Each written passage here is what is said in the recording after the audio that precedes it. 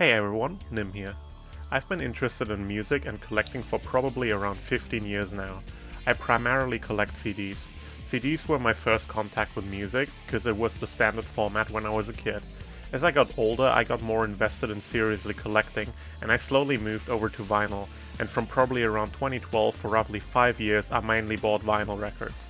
But after that period, I went back to buying CDs.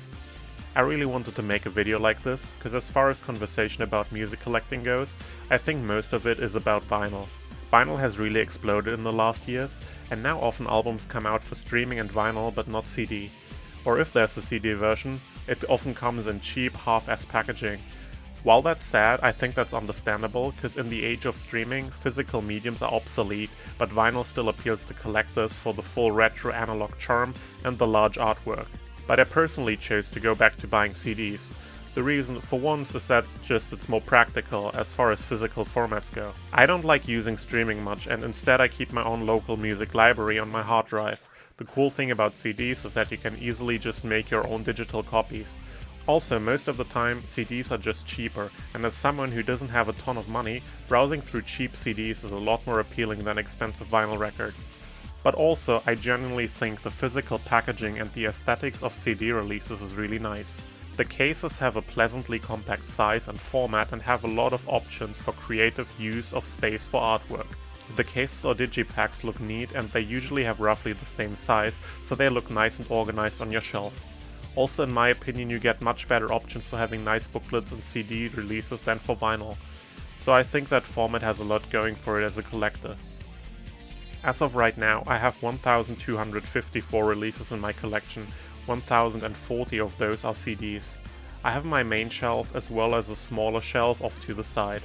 The smaller one is where I move albums I don't like as much anymore when I run out of space on the main shelf, but I'll only be showing the CDs from my main shelf in this video. Due to money and accessibility reasons, a huge amount of CDs I buy are used, so they're not all in the best condition, but of course I also buy albums new occasionally, especially when an artist I like releases a new album. Sometimes when I get really obsessed with a specific artist and get fascinated with the ins and outs of their catalog, I really nerd out with trying to find as many different obscure releases from them as possible. Some examples for that are Ärzte, Chumbawamba or Bad Religion. I'm a bit of a completionist, so I do have the strong urge to own an artist's full discography once I started buying them, but generally I do try to diversify rather than just focusing on a small handful of artists. In some cases I have a full discography of an artist where just a few albums are missing, which then I have on vinyl. That's when albums were released during the time period I bought mainly vinyl in, or I got interested in collecting for that artist during that time. Maybe I'll show my vinyl at another time. My collection isn't fully representative of my music taste anymore though. A huge amount of it is punk rock, skate punk and pop punk, which is what I primarily listened to in my teenage years and early adulthood, but especially in the last few years my music taste has expanded and I listen to more different stuff now, such as ska, new wave, some rap, some folk, some pop, some weird experimental stuff, many of which haven't made it into my collection yet, though I hope that will change in the future. I still like punk rock and skate punk, but they're now a much smaller part of what I listen to. If you want a more up-to-date picture of my listening habits, you can visit my Last.fm profile. I made the slideshow of my collection pretty fast, so the video doesn't take forever, but you can always slow it down in the video player or pause when you want to take a closer look.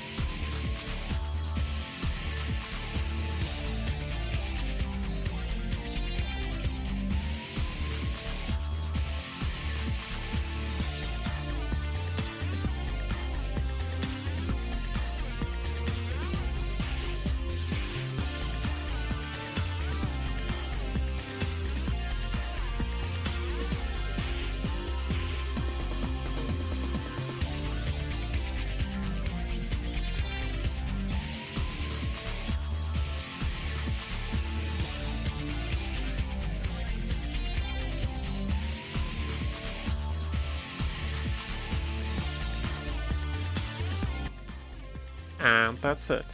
If you want a full list of my collection, including vinyl, DVD and the secondary CD shelf, you can visit the Musiksammler link in the description. If you have any questions about any specific releases, I'm happy to answer. If you enjoyed this video, I may do more like this in the future, perhaps showing some more specific parts of my collection. Thank you for watching.